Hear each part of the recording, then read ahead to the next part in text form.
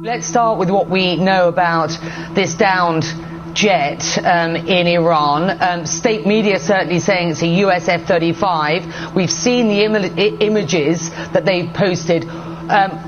What do we make of those? Well, look, it's a confused picture at the moment. I mean, yes, you're right. State media is touting this idea. They've shot down a very advanced US fighter jet, an F-35. But what a lot of the military experts are talking about right now is that the parts of the wreckage of the plane that have been shown look more like an F-15, still an American plane. The face of the pilot not clear. What we know at the moment is that the Americans and CENTCOM are the people that have been speaking about this, the Central Command. They've said so far that all of their planes are accounted for, and that the Iranian military authorities often make claims like this. And so details are, say, very sketchy at the moment, but those images are very compelling, and we're hopefully going to get a bit more light shed on this in the hours, perhaps even in the minutes ahead, Becky.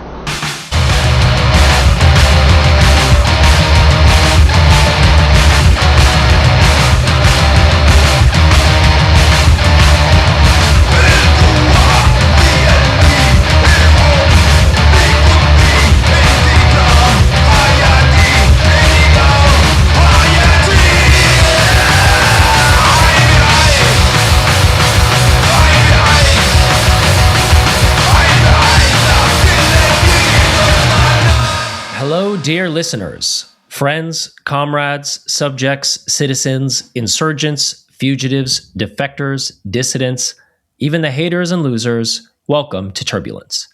My name is Dylan Saba, and I'm here with my co-host, Seamus Malakafzeli, along with our producer, M. Siniza. We're recording from New York City, the center of a world empire that is dying, but so far from dead. We are returning to you this week with the second installment of our public series, The Political Economy of Genocide. As a reminder, this series is an attempt to broaden the analysis of this show beyond state and non-state political actors, to investigate the role private corporations play in perpetrating genocide. Our hope is not only to educate the public about these actors, but also contribute usefully to those working to resist them. We're going sector by sector to explore different aspects of the military-industrial complex and answer the questions: who materially makes genocide possible, who builds it, ensures it, finances it, innovates it, and ultimately profits from it. In our first episode of this series, we spoke with Ed Angueso Jr. about the tech industry, the use of AI in war, and Silicon Valley's relationship to genocide. This time around, our focus is on the production of weapons. On March 20th, a group of activists set fire to a new facility jointly operated by Elbit Systems, the Israeli weapons manufacturer, and Czech company LPP Holdings. The attack was on a new, quote, center of excellence, unquote, for drone production in Pardubice, Czechia, and seems to have done significant damage to the facility. The operation was claimed by a new formation called the Earthquake Faction. In a communique published to their website, they wrote, quote, "We are in the belly of the beast, surrounded by the stench of evil. The technology, weaponry, and capital needed to maintain the imperial and Zionist violence are all within our reach. The Earthquake Faction will shake the ground under the boots of the colonizers. While even an atom's weight of their evil remains, we will strike it out. There is no time to beg the complicit international governments. We will not waste our breath asking nicely.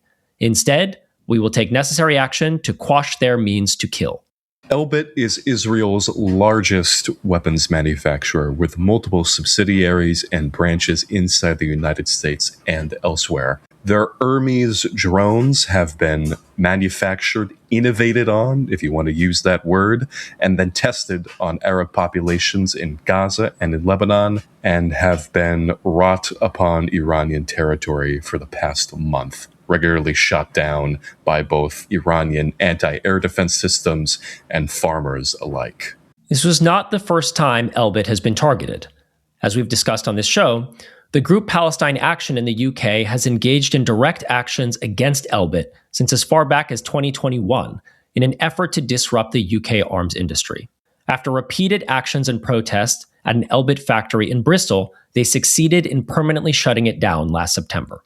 Elbit has been the primary target of many activists due to its prominence in the Israeli military-industrial space, but it is, of course, not the only relevant weapons manufacturer that is involved in Israel's wars abroad. Raytheon, of course, is prominent among them. Boeing, two companies which have been named and shamed by the Iranian military and by the Iranian media. But, of course, companies we discussed in our last episode with Ed, like Oracle, have also been targeted by the Iranian military. Just minutes before we recorded this intro, a facility hosting Oracle in Dubai was announced as having been targeted by the Islamic Revolutionary Guard Corps Navy.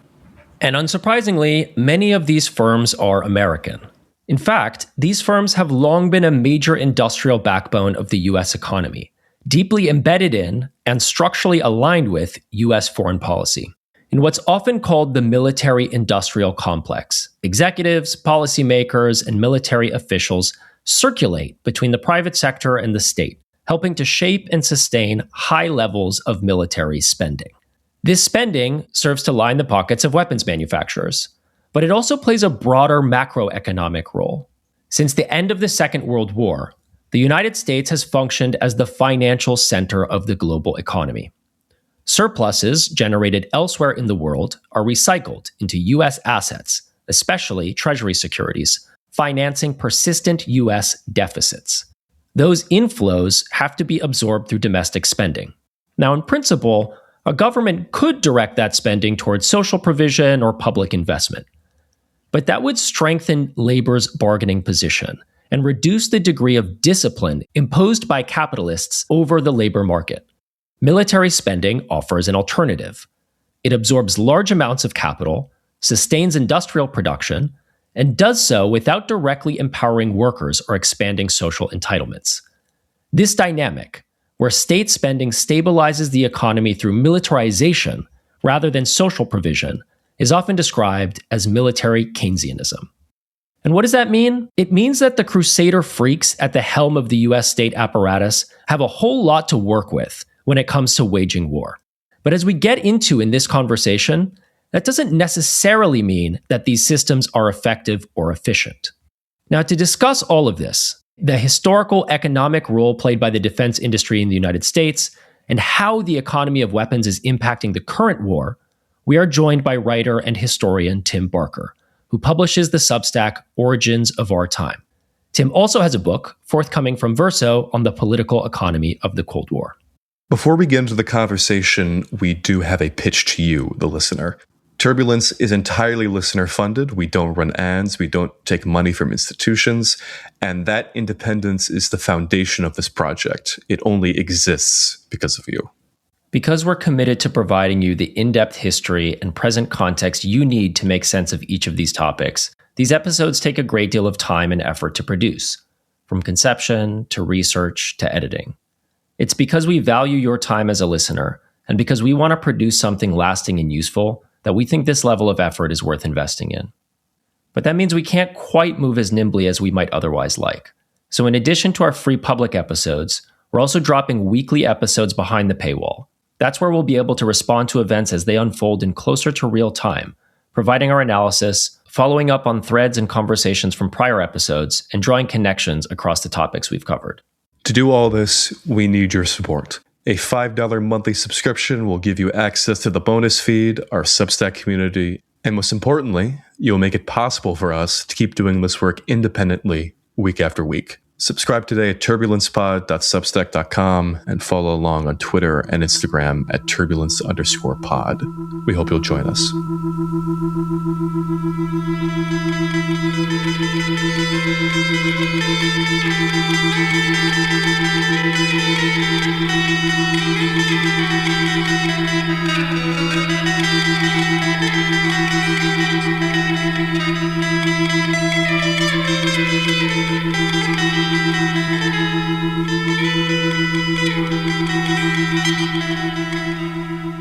Hello and welcome to the Turbulence podcast. We are back with the second installment of our Political Economy of Genocide series. For this episode, we will be focusing on the defense industry. We have the pleasure of being joined today by Tim Barker.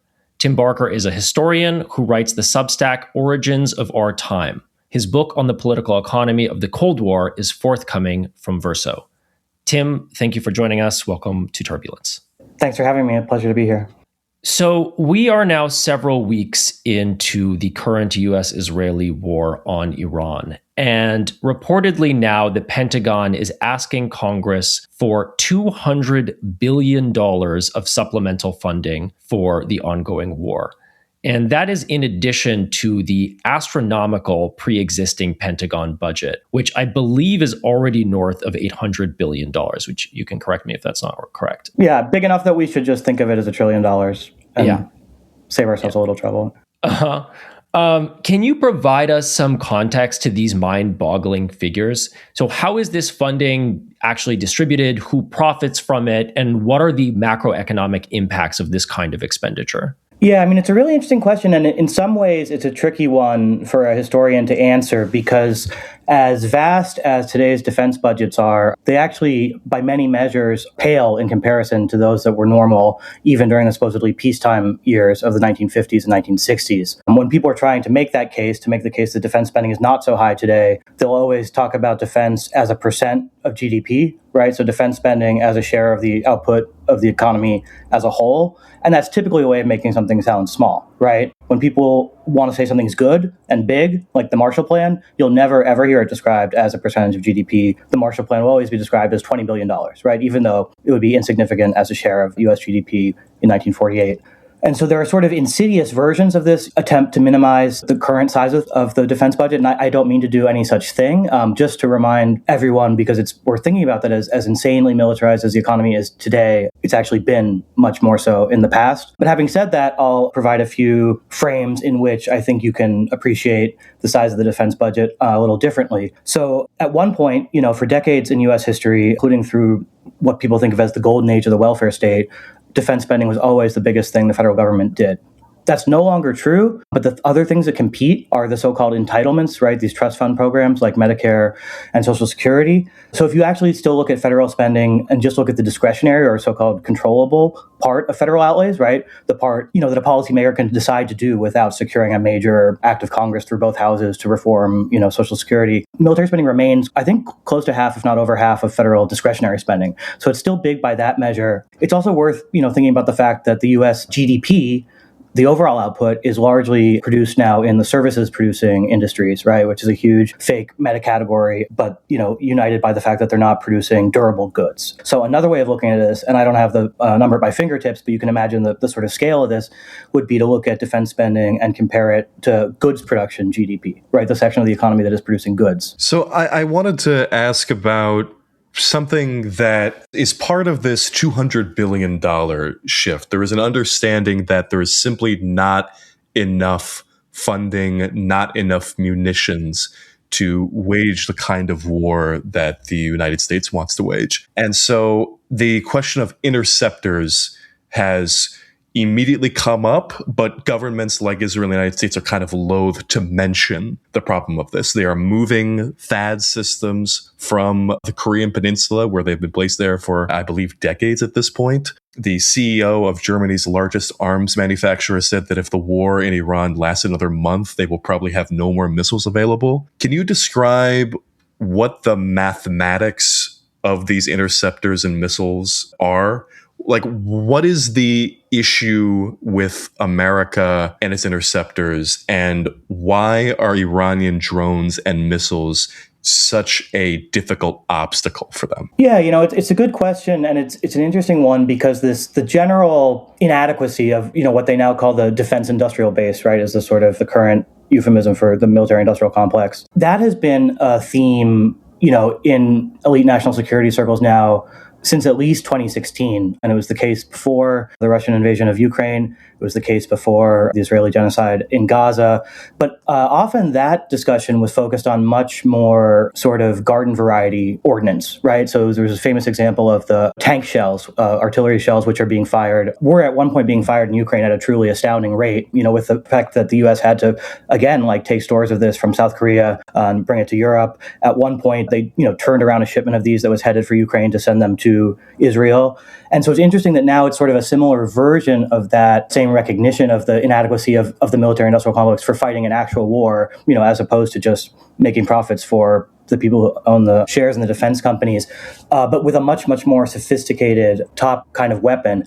And to be totally honest, I don't know. I haven't looked closely at the production line for the missile interceptors. It can be said generally that these sort of aerospace weapon systems, they're not quite mass produced, the way that we would think about tanks or other kinds of ordnance. Even the really basic ordnance is actually somewhat intricate and labor intensive, in various stages, such as putting the explosive charge in, right? That hasn't been fully automated yet, even though obviously, the metal shaping part of it can be done by robots.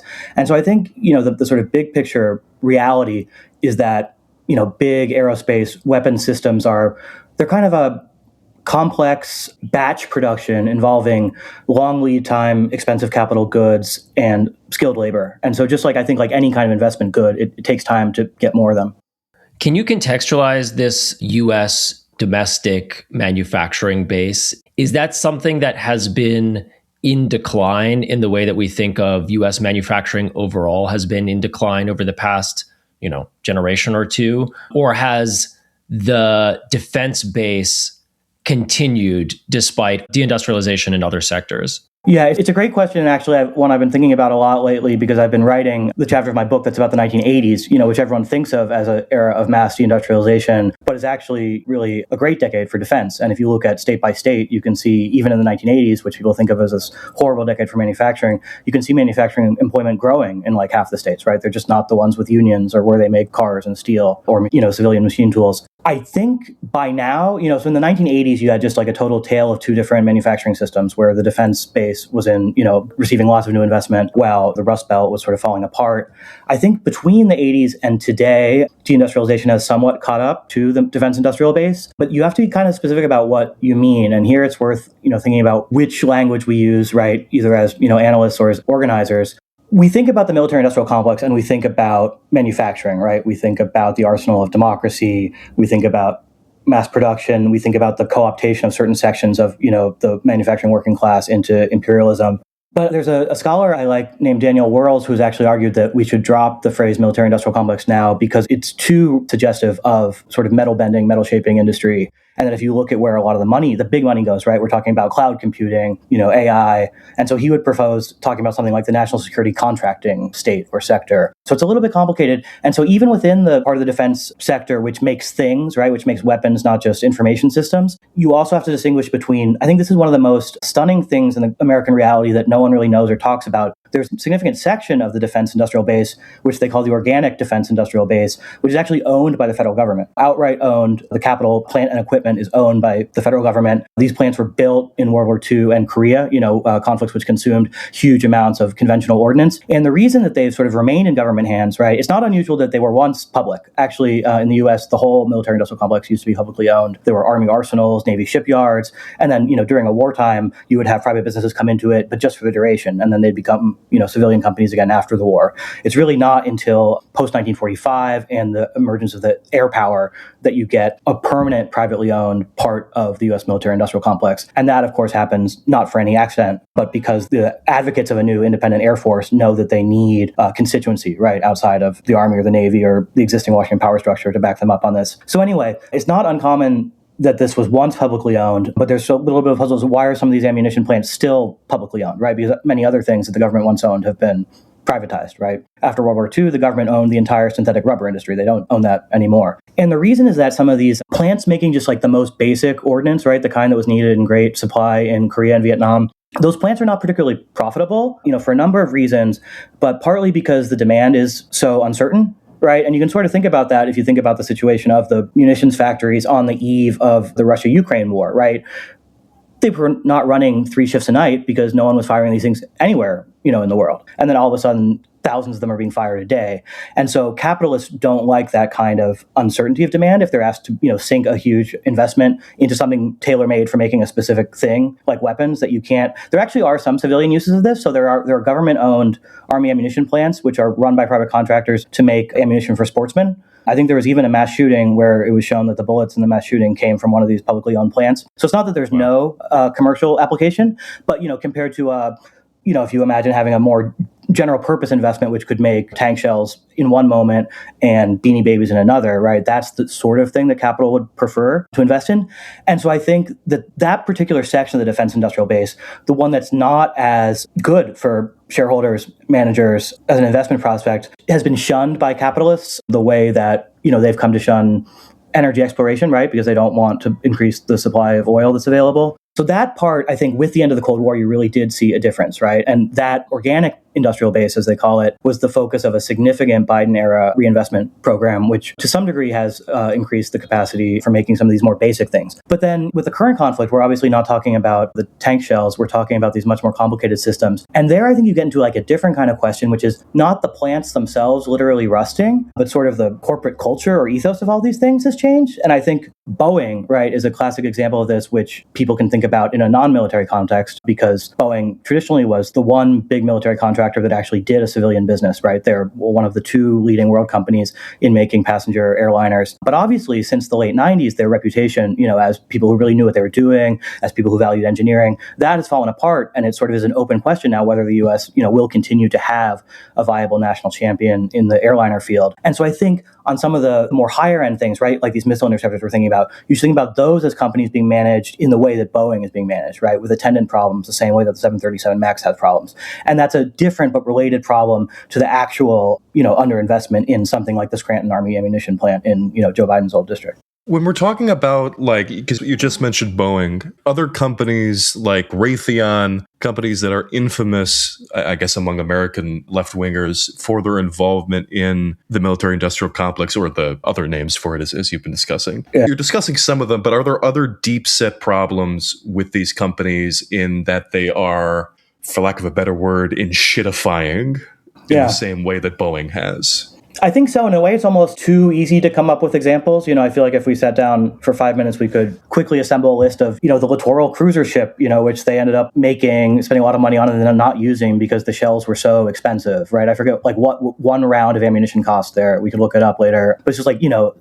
things that someone easily could have foreseen beforehand weren't foreseen, probably because some people are dumb and probably because the point in some cases really is just to keep the money flowing, right? It sort of gets back to one of this, there's this, I think, intrinsic tension or balance in everything regarding military-industrial economics, which is that it all kind of operates differently whether there's a real war or not, or like a big war or not. Even the people who wrote this classic interwar, between the First and Second World Wars, the people who wrote this classic expose called Merchants of Death, right, which you'd expect to be the most, lurid, paranoid, devil theory of history. The people who wrote that book say, what the arms makers want isn't war, it's a permanent state of preparedness and fear of war, right? And so I think you also have the situation where when things are going well, both for world peace and for the managers of empire keeping a lid on things, these weapons just aren't tested, right? They're not, in some ways, they're not really expected to be used except in these remote contingencies, which, of course, do happen. But it means that you can be at, decades or generations before anyone's really counting on these things. And I mean, that's, I think, one function that Israel has come to play for the United States since the Vietnam era is a place where at least some of these things can actually be tested. And if you look at, what Israeli arms dealers say at the international security expos, right, the trade fairs for the Merchants of Death, they'll say that, Israel has this edge, which is they can actually test these weapons in a way that the United States hasn't yet. Another good example there is the way that Ukraine became a laboratory for U.S. and allied drone research programs, right, and drone assembly things. And, one of the things I wanted to mention today was that I think one of the great examples of the political economy of genocide that we have today is that former Deputy National Security Advisor John Feiner, who you can think of as Jake Sullivan's Jake Sullivan, right? It's like his deputy. He is now a paid strategist for Anduril. Anduril is, of course, a drone maker, but it's significant that Feiner, in office, obviously worked with the Ukrainians on the drone thing, and before taking this job with Anduril, published a piece in Foreign Affairs saying Americans have to learn from Ukraine's drone revolution. So I think in some of these conflicts, you can see them being used as a laboratory. But of course, even there, no one's ever testing all the weapons at once. That's sort of a thing that's not supposed to happen. And so often these things happen just extremely slowly. I mean, a lot of what gets described today as smart weapons, right? These sort of guided ordnance of various kinds. A lot of that came out of this, very, very random, often very ineffective late stage Vietnam War attempts at a techno fix, right? And people just kind of throwing stuff at it.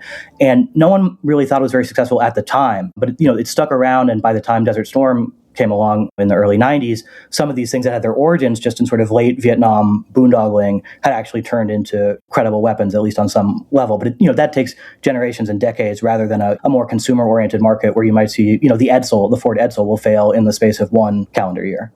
I actually had a specific question about the F-35 because I'm hearing descriptors based on what you're saying. And I'm thinking Lockheed Martin has been trying to put out the specific supersonic fighter for seemingly as long as I've been conscious on the earth. Yeah. Hundreds of millions of dollars. And the reputation of it was that it was going to be super stealthy, that it was going to herald this massive development in America's military capabilities. And a couple days ago, it was able to be almost downed by Iranian air defenses. Is the F-35 the best symbol of how these things have gone south for the American military industry? Yeah, I think it's a good example. Although it's funny, I feel like the history of Lockheed is a series of such huge projects that end up not being able to fly or, flying with cracked wings. A lot of the stories from the 60s and 70s kind of remind you of what you read about centrally planned economies, in the actually existing socialist world. So LBJ is coming to visit the Lockheed factory, but the plane isn't done. So they put wooden parts in, where the metal parts are missing. And Lockheed ended up nearly going bankrupt, several times in the course of these things. So I think, the F-35 is a good contemporary example, but it's not at all exceptional in the history of that particular company. Yeah, I just think it's fascinating what you're describing. It seems to me, and this may be an oversimplification, but as the denationalization of the military industrial complex proceeds, you have firms which are building things for profit and to build the cool, expensive, dangerous looking thing, which maybe potentially diverges from the state's interest in being able to successfully wage war. And then in moments of crisis, when the war actually starts happening, that contradiction comes to the fore, either because an F-35 is down or because the state realizes doesn't actually have the $2 million per unit interceptors it needs to try and take down a $10,000 or less drone. And I wonder if you are witnessing, to the extent that you're monitoring it, that crisis moment coming to the surface for the state. I mean, I saw that Trump early in this war gathered the heads of industry and was directing them to do what? I'm not sure, but impose some kind of state authority or the imprint of state authority to get their act together or to start mass producing X, Y, or Z. And I'm wondering, do you foresee, should this war continue and should the ordinance limits become more relevant to actually how the war is determined and shaped on the battlefield, whether you foresee the state stepping in a more active way, or can it even step in a more active way to direct these private companies? I think they'll certainly try. It'll be interesting to see. I'd say before the beginning of the second Trump administration, I had a much higher opinion of the relative autonomy of capital from the Trump White House than I do now. Not that I think he dominates them totally, but his ability to get so many of his programs, including the tariffs, through has surprised me and many others. I will say that there's an easy way to keep a watch on these sort of actions, which is that the Defense Production Act was originally written with U.S. entry into the Korean Civil War in the middle of 1950. It's still on the books today with many, many amendments, 75 years later. And the Defense Production Act gives quite wide-ranging powers to the president. It was actually under that authority that Nixon imposed his wage and price controls in the early 1970s. And so an easy way to keep track of this is just to look at presidential executive orders drawing on the authorities of the Defense Production Act. And one I noticed just the other day, the upshot of the executive order was that in a time of emergency, which we are in, certain subordinate officials, like not even Trump himself, have the power to direct industry in certain ways under the DPA. The example in this case was about they wanted to, I think, unlock some oil. I forget if it was production or refining in the U.S., and they were going to use, this power to reopen that line. And so I think, we can find that section of the White House website and put it in the show notes, and I think that's where you'll see this showing up. Nice. That's a good marker. So I wanted to turn a bit to the U.S.-Israel relationship specifically, and this is something that you brought up with Israel kind of serving as a testing ground for U.S. weapons. And, I wanted to just talk about the relationship specifically because the defense industry itself plays a very particular role in sustaining that relationship. I think a lot of people by this point are familiar with the oft repeated fact that the United States provides Israel with over $3 billion in aid each year. And this is, during quote unquote normal times and not including all of the supplemental aid. But the mechanics of it can be a bit opaque. Can you just explain for us and for our audience about the procurement system that Israel enjoys? And so what does that actually mean for Israel to receive this amount of aid? Yeah, so much of the money takes the form of essentially a deposit into a sort of checking account that Israel can then use to purchase weapons from U.S. contractors. And that's, obviously like the material basis of the program for the military contractors themselves. But there's all kinds of different aid that can be provided. But I think that's the most important version of it. So I got the opportunity to speak with some students at Columbia several months ago, alongside Zachary Foster, who I'm sure many listeners will know. And we had a back and forth during this about a question that one of the students had asked about what would happen if Israel was cut off from U.S. supply. Yeah. Would they be able to find another supplier? If I recall correctly, Foster took the position that they could be able to find any number of different nations in order to keep doing what they're doing. I asserted that the U.S. was kind of uniquely positioned to give Israel the kind of impunity it needs. Where do you fall on that discussion? Yeah. It's an interesting question. I've also, talked to people on the left who I respect who take a different position, but I tend to see it the way you do, Seamus. And one of the most interesting things about this I read was it was a paper put out by the Foundation for Defense of Democracy, right? So a part of the Israel lobby. Clearly, it was written for supporters of Israel, and sincere in its wish that Israel could be independent of U.S. military assistance. But it made the case, in this brief, that wasn't true, in part because Israel itself has let certain parts of its defense industrial base degrade, or another way to think about it is they've outsourced some of the, lower value parts of that chain to focus on high-tech intellectual property exports. But I think there's also the case that, even if you had alternative sources of many of the specific end items that Israel wants, there's still the question of financing them, right? And so, the U.S. is not just, agreeing to sell something at a market price. It's paying for it itself, which, the importance of that depends on the Israeli balance of payments constraint, right? And, going into all these conflicts, Netanyahu had stored up quite a lot in the foreign exchange reserves, but those, don't last forever. And so I think the financial piece of it is as important as anything else. And then the other part is legal, right? So Spain has a military industrial complex, right? But Spanish politicians might be a little bit more willing to enforce certain laws or respond to certain public pressures about providing those things in the context of what Israel is doing now. Something that Netanyahu, before this war, was talking about, like self-sufficiency for Israel. Yeah. He had put a timeline of 10 years from now he wanted to wean off, and there seemed to be some sort of movement in that direction. They started building munitions factories inside of Israel. There was a Supreme Armament Council that got created.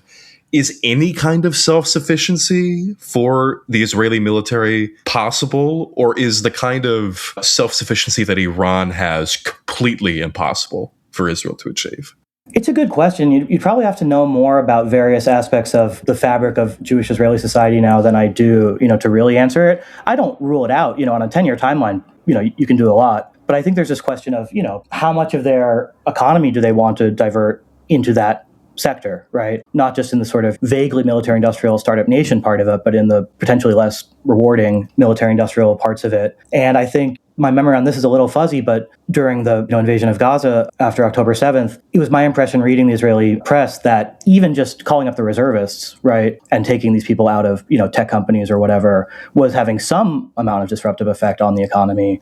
And those are people who would get cycled back home, who aren't being forced to take a different job. And so I think, the constraint there in the long term is probably the ability of the Israeli government to have the legitimacy to lead its Jewish citizens, which are, obviously the only ones, into a, large-scale project of the kind that, Mao did this when the Sino-Soviet split happened, right? He's like, we're going to build a whole new military-industrial complex far from Manchuria so the Soviets can't get it. And, if you're Mao, you can kind of do something like that, right?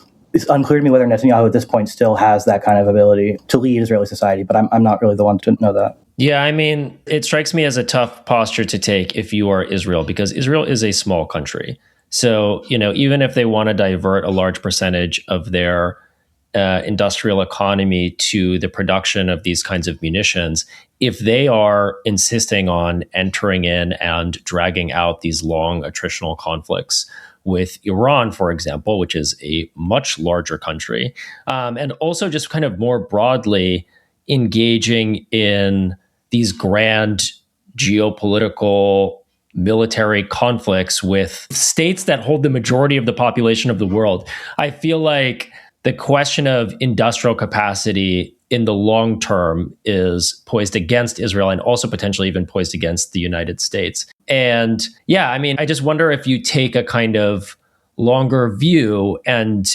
look at what China is doing. China has not been engaged in any wars, but they are the heart of global production in the world. And they are building out a very large army and investing a lot in their military power. And so, yeah, I'm wondering if you have a kind of like longer view on where the secular economic forces are pushing things in terms of the global military balance of power. Yeah, I mean, the pessimist in me worries that if Israel is able to sufficiently degrade, the coercive military power of any of their rivals, then they may still be able to sort of rule the region, even with a much diminished armature. But I think, Dylan, that there is something to what you're saying. And just this week, there was a story in the Times about, it's one of those things where the headline, seems to announce a triumph. And then when you read it more closely, it's much more complicated. The headline was that Ukraine has finally made this breakthrough and they made a China-free drone, right? A drone without inputs from China. And when you click through and actually read it, it says that, they made one of these, but most of their drones are still made with Chinese inputs because it's really expensive to do it the other way. So it's like, congratulations, with, the aid of the US federal government, you created one model of this thing that you could make with other inputs. It's like early after Liberation Day when they were talking about building iPhones in the United States, and they're like, we can do it, quite like that. And, with Ukraine, you've got the kind of scrap, the ideological image of these scrappy people who just built the weapons factories all of a sudden to defend themselves. But I thought the actual text of that article, Dylan, is support for your view that it's been very hard, whether it's in the civilian, kind of electric vehicle, solar power sphere, obviously the civilian auto market, but also, some of these military production lines. It's just been extremely hard to do it without China. I mean, another example that I've written about on the Substack is that one of the great triumphs of Bidenomics, one of the first factories to actually open, that they built was this ammunition factory that they built in Mesquite, Texas. And they took an existing, sort of strip mall area that I don't know was going to be a Chuck E. Cheese or something. And,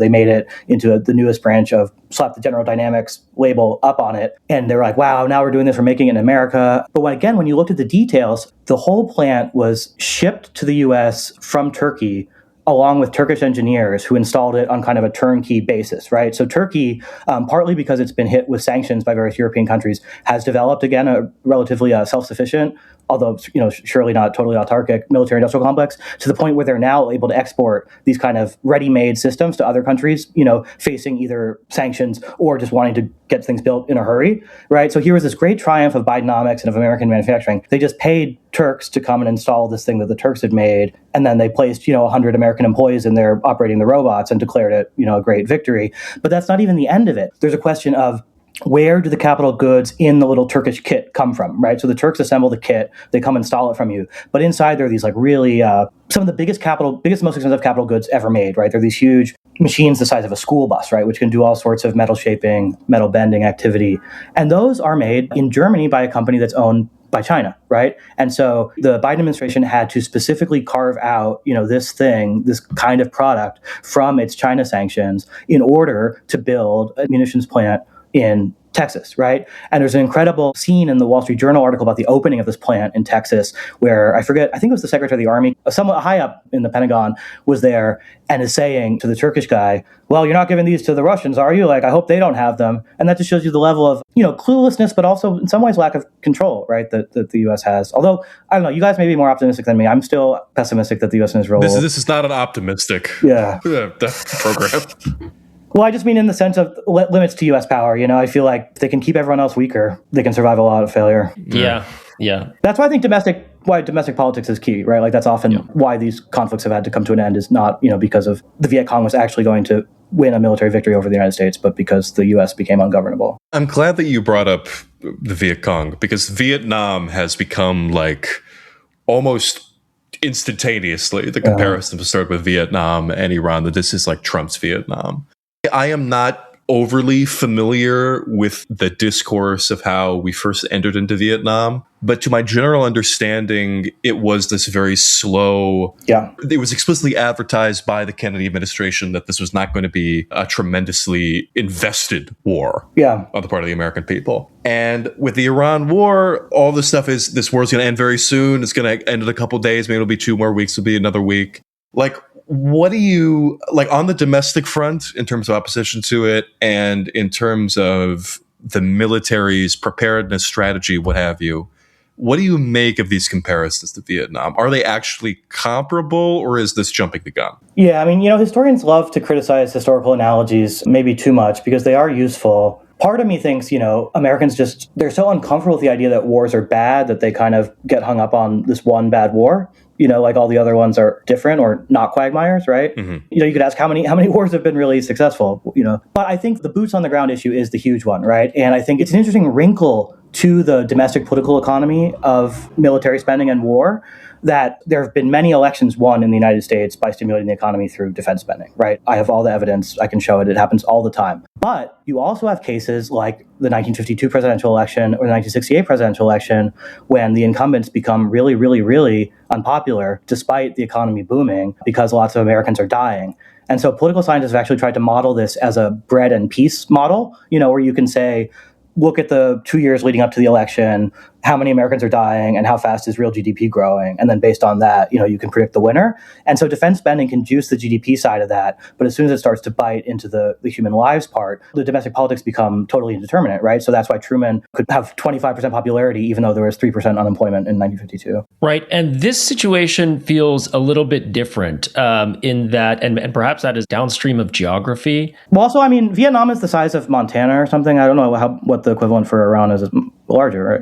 Yes, much larger. Much larger, yeah. But I think one of the features of this war is that the domestic blowback seems poised to arrive a lot faster than it did in Vietnam. And that is because, well, in Vietnam, you had the draft, right? And so the literal personal investment in the war and its outcomes on an individual level, much more tied to the everyday American. However, in this war, there's no draft yet, but this war is taking place at an incredibly important choke point in the global economy, namely the Strait of Hormuz. And Iran has very quickly come to realize that its number one piece of leverage is its military control over that strait and its ability to cause serious damage to the global economy in a way that is very quickly going to rebound back on the American citizen. And I'm wondering if the kind of immediacy of the blowback here makes it somewhat novel in US history, if there are other comparison points, and how you see that playing out.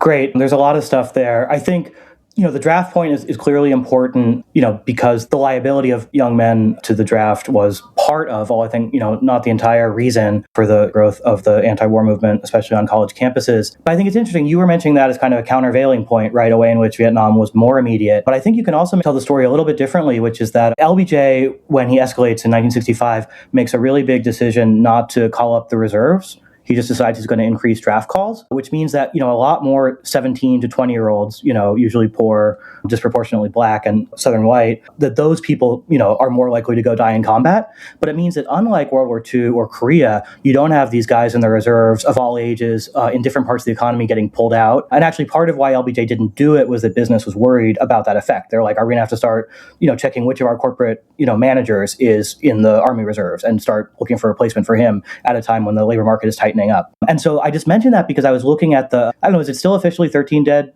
Americans? Or is it increased? I believe so. Yeah, they haven't announced any new. At the point it was 13, I was like, I was interested in looking at who these people are, right? And it's they're by and large reservists, and they're of all ages, right? There's some guy in his early 50s, I think. And so in that way, just in the sense that it's touching people besides, the 17 to 20-year-old unemployed poor people who are, getting drafted for Vietnam, it might actually, it won't be as many deaths and people will have an easier time avoiding it, but it'll sort of maybe touch more families and more businesses, in a way than the draft might. But your real point was about the economic blowback. And I think that's right. So that's a huge difference between this war and the Vietnam War. Vietnam War famously, right, the classic Marxist position as outlined by Sartre is that the U.S. had no direct economic stake in Vietnam, right? There's really no U.S. private investment to speak of.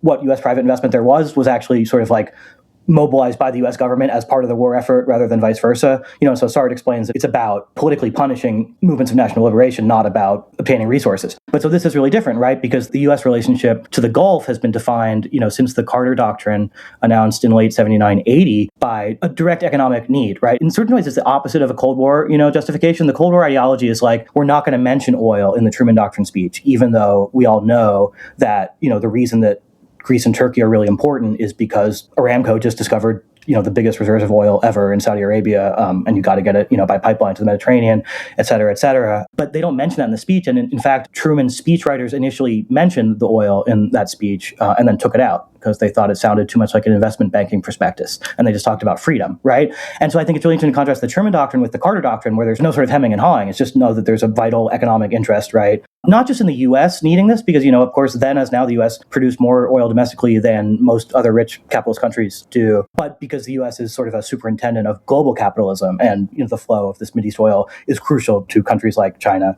and Japan, right? So, that's a huge difference from Vietnam, and you're suggesting that it gives the Iranians a quick way to make the pain felt at home. And I think you were asking for comparisons. I would come back, inevitably to the Iranian Revolution is really taking off by late 78, but the part that Americans remember is the hostage storming, which is in late 79. And that is closely linked chronologically with the Soviet commitment of major combat troops to Afghanistan. And I think that that was a moment where these people had been spending the whole 1970s sort of trying to rally Americans behind a second Cold War and failing, right? They tried to get everyone really upset about Angola, it wouldn't work. That's why Carter was elected in 76 with a promise to cut the defense budget. And Carter even actually at one point supported removing U.S. troops from South Korea, right? That was the mood until all of a sudden it wasn't. And I think that a key part of explaining how the neo-Cold War people won at the very turn of the 80s was that all of a sudden there was something that they could link to people's daily life, right? You could say the price of oil has gone up. To deal with that, we need to get tough with the Arabs, by which we also mean the Persians. And of course, behind that all, somehow, despite it, is the Soviet Union. And even though that's sort of like a bit of a Rube Goldberg machine, it was like close enough for Americans to imagine re-emboldened American militarism in the world would help them, in the pocketbook, right? That it was a foreign policy for the middle class. Whereas until that point, in the late 70s, people would have thought the middle class was opposed to more defense spending because they wanted, either lower taxes or they wanted to spend the money on other things. But then how do you describe the capitalist logic of this war? Because it seems like the causal structure is backwards. Right. So we're saying, invoking the Carter Doctrine of, these people can't control this very essential resource. But before the war, the oil market was fine.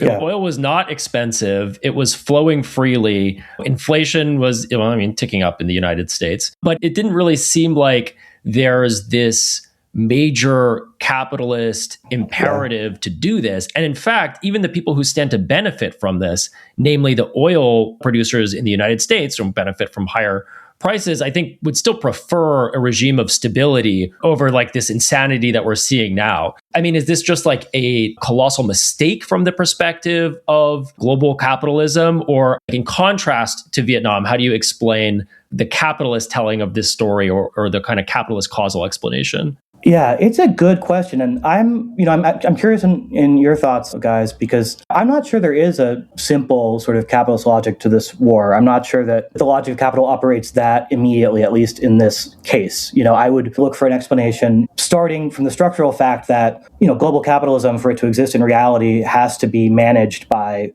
real states, which are states of their own specific social formation with all kinds of strange pathologies. And when global capitalism is working well, the particular interests or particular pathologies of the leading country, line up well enough with the interests of enough other people for it to look like a, quote unquote, rules-based international order. But it may just be the case that, because of pathologies within the United States and within Israel that I would look at within their, domestic politics and their ethos. I don't know.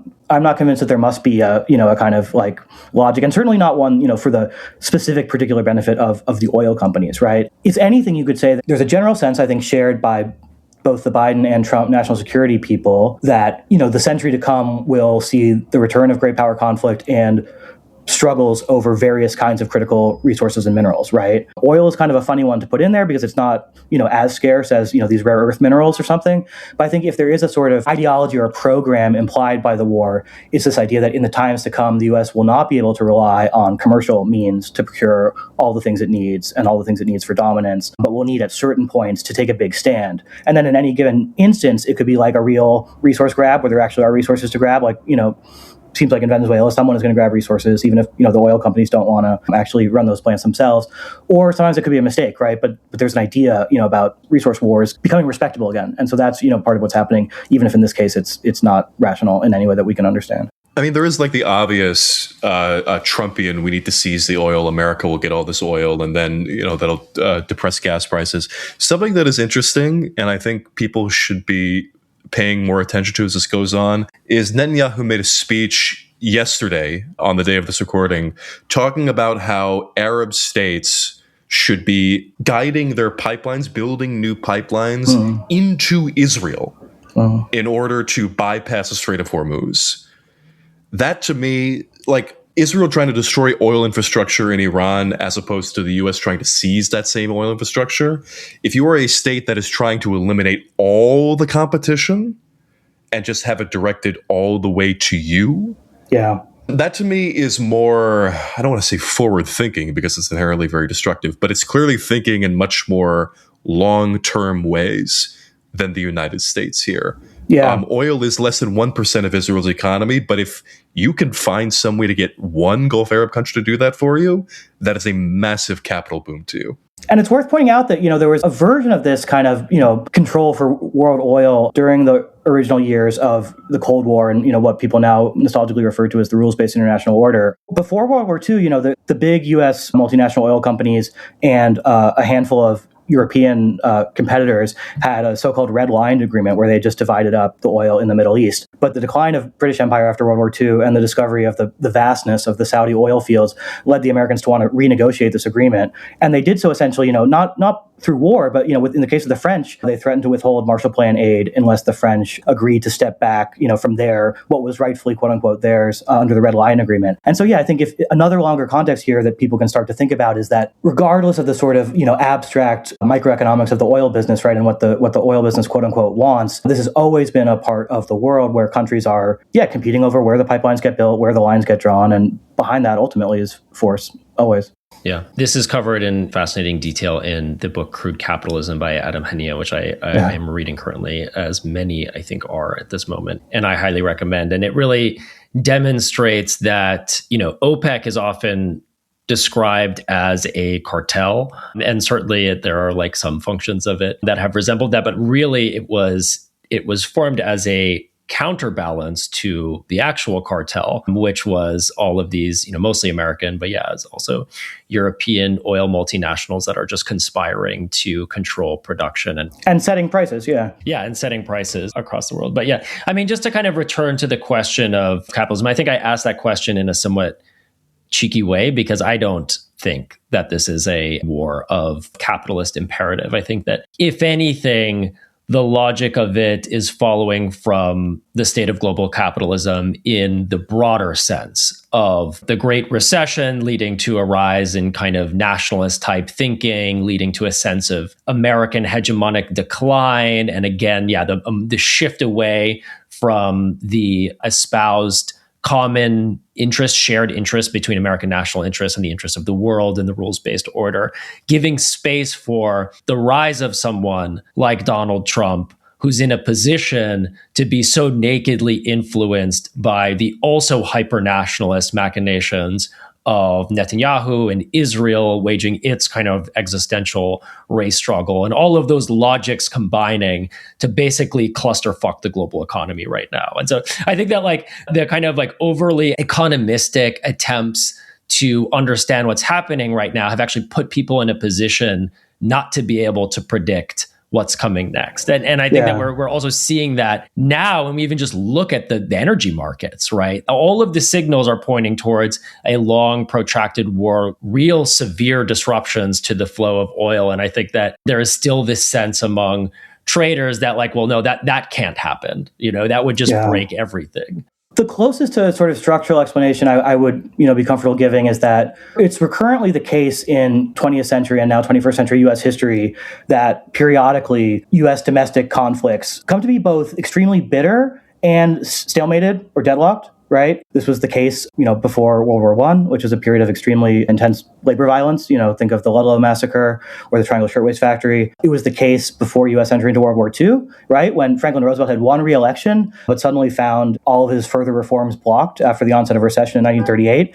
And it's just, leaving aside the technical question of whether something else could have revived the economy besides World War II, the political question seems absolutely clear to me that there was no way either, the New Deal left or the totally revanchist right was going to win in 1940. They needed, to do some kind of creative synthesis and transformismo, and it was foreign policy which provided the way to do that. And I think you see this again in the period before Korea, in the period before, think about the period before Vietnam. You have a country that 30 million people vote for Barry Goldwater, in that election. They're there in the country, and they're not going anywhere. And Johnson only does so well because of a number of contingent factors, including the fact that he's fairly conservative himself, right? And certainly a proponent of the military-industrial complex, just as Goldwater is. And so, you have this conflict. Is it going to be Martin Luther King or Barry Goldwater? And what you end up happening is a war which initially both King and Goldwater support. And so I think that has happened enough in U.S. history that we can start to talk about that as a structure. But then what ends up, filling the gap in each time, I think does need to be analyzed concretely. Yeah, I'm glad that you brought up the domestic politics, because I think that plays an interesting role here. Because, we've talked about the immediacy of the blowback in terms of things hitting the American pocketbook relatively quickly.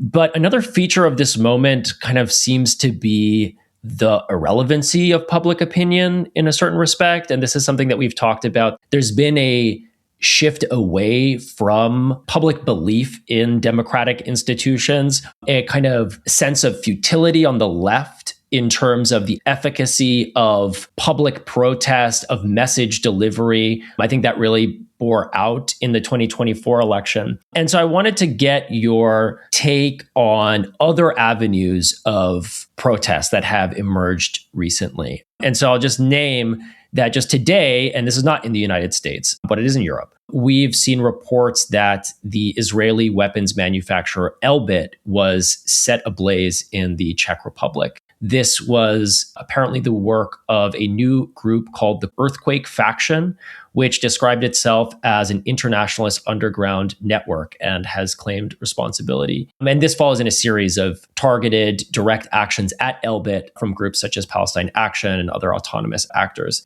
We can talk about the efficacy of mass mobilizations. There is a story to be told about the impact that they've had in terms of shifting public opinion. But in terms of actually being able to impact the outcome of the war and to stop genocide, they've been pretty ineffective. And so I am curious what you make of this strategy of imposing costs at the point of production. We've seen the cost being imposed at the point of circulation in terms of the regional actors, but in terms of left mobilization in the core, what do you make of this? And feel free to draw on historical comparisons such as they exist, or if this feels somewhat novel. Look, I think it's clear that there is a crisis of strategy, and it's not at all clear what's working. I think, a lot of people were very discouraged by the dissonance between the size of the protests against the genocide in Gaza and the complete lack of a response from the democratic establishment. Even as now they seem to admit that they did make a political mistake, they seem still not really to care. And I think another, aspect of the disillusionment or the disorientation, maybe a better word that you're talking about, is, traditionally the critique of the military-industrial complex has relied on some idea that corruption is wrong and somewhat anomalous, right?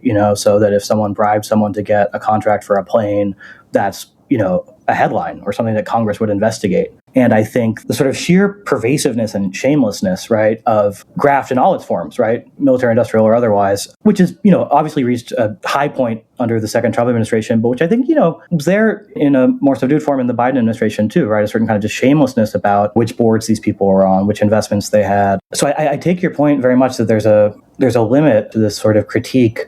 I'm trying to think in history of successful actions which really, materially influence the outcome of the war. There were certainly attempts in the U.S. in the 60s and early 70s to directly attack military production plants. And I think they freaked people out, but I'm not sure it ever actually slowed the supply of material to Vietnam. I think maybe more successful at different points have been, different kinds of port blockades rather than at the site of production. I don't know. I wish all of those comrades the best. it seems like an uphill struggle no matter what. Are you more hopeful? I mean, I don't know. It's hard to be hopeful in this moment about any course of action, but I do think that there is a real limit to imposing social costs when the powers that be are very happy to come out and state publicly what they're doing, that they don't really seem to care about public opinion or backlash, and that they won't be accountable to law or any other mechanism of control.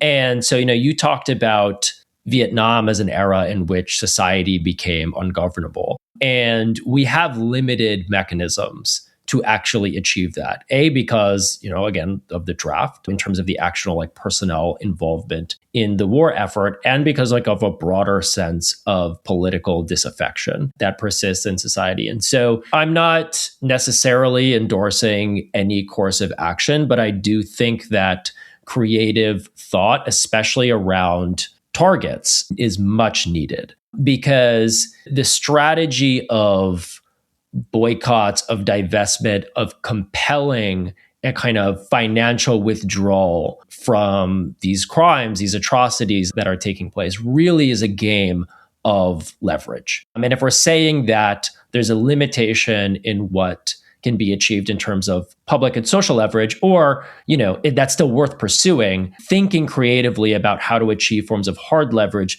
feels vital, especially when the stakes are so high, right? If we can look at our position now and say, okay, well, we are on an escalatory path that we don't seem to be deviating from. And I don't think it's an exaggeration to say that the fate of humanity writ large is affected. When we're talking about the impacts of global war and the impacts on the climate of what's happening, et cetera. I mean, I do think that there is an urgency that counsels in favor of a wide variety of tactical approaches.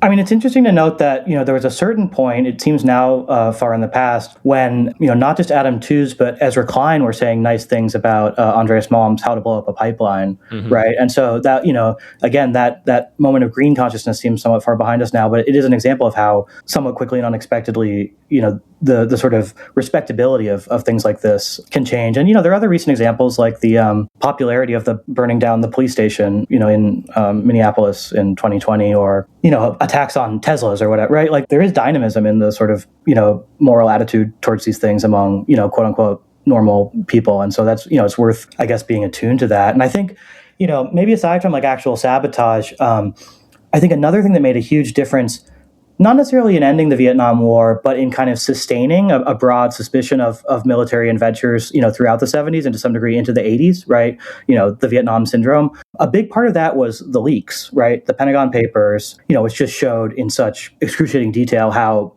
these people's minds worked, right? And, how contemptuously they viewed their own public. And then also the movement Break-In, which released the first evidence of COINTELPRO, right? Which happened around the same time. If you think about how important those things were, not just for giving us a sense of what the U.S. state is and how it operates, but for shifting a good sector of liberal and middle-of-the-road opinion towards something that, resembled neo-isolationism, according to the neo-Cold Warriors. I would love to see that kind of thing again. And I think, if we had more Ellsbergs, more people who could really tell us just how crazy they are on the inside, and then take some personal risks in doing so, that would be very valuable. Tim, I think we will wrap it there. Thank you so much for your time. And do you want to let us know when we can expect your book to come out, if we have a vague sense? I think it should be out by the end of the year. Awesome. Well, we are very much looking forward to it. Thank you so much for joining us. Thank you, guys.